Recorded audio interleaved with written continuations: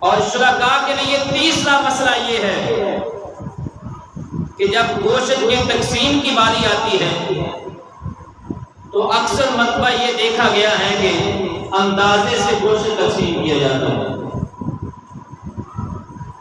تول کا تقسیم نہیں ہوتا، اندازے سے تقسیم ہوتا ہے۔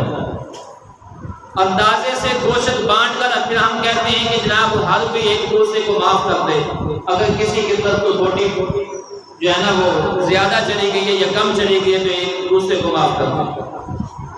اور یہ معافی والا مسئلہ ذرا اچھی طرح سمجھ لیں، یہ جانور کس کا ہے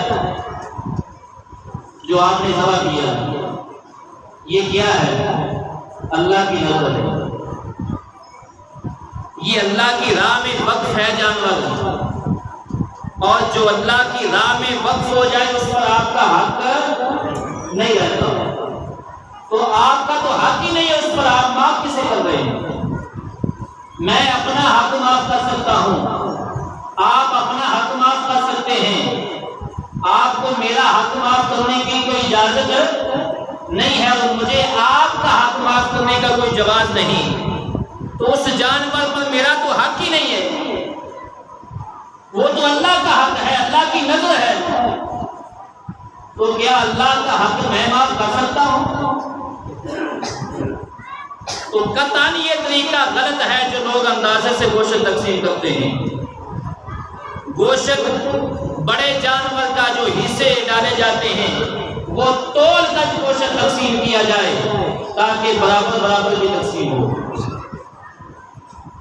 آپ ایک دوسرے کو معاف نہیں کر سکتے، اور جو جانور کے پائے وغیرہ ہوتے ہیں ان کے اندر بھی تول کر ہی تقسیم ہوگی۔ اب یہ نہیں ہوگا کہ یہ میری خالہ ہے اسے دے دیا جائے، اس گھر میں جانور قربان ہوا ہے جناب، یہ جنہوں نے صفائی بھی کرنی ہے اور جناب یہ جنہوں نے محنت بھی کرنی ہے ایک پایا ان کو دے دیں، تو یہ نہیں ہو سکتا۔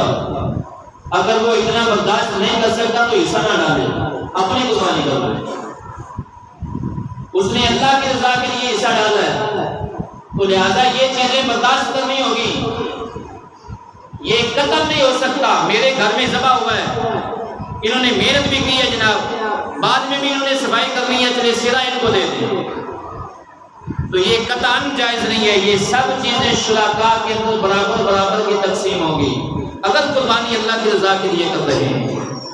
اگر اپنے لیے یا اپنے کسی کو راضی کرنے کے لیے کر رہے ہیں تو پھر چاہے سب دے دیں۔ اسی لیے اللہ رب العزت کی بارگاہ میں دعا ہے اللہ تعالیٰ مجھے اور آپ احباب کو حضور صلی اللہ علیہ وآلہ وسلم کے طریقے کے مطابق قربانیاں کرنے کی توفیق عطا فرمائے۔ آمین وما علیہ البلاغ۔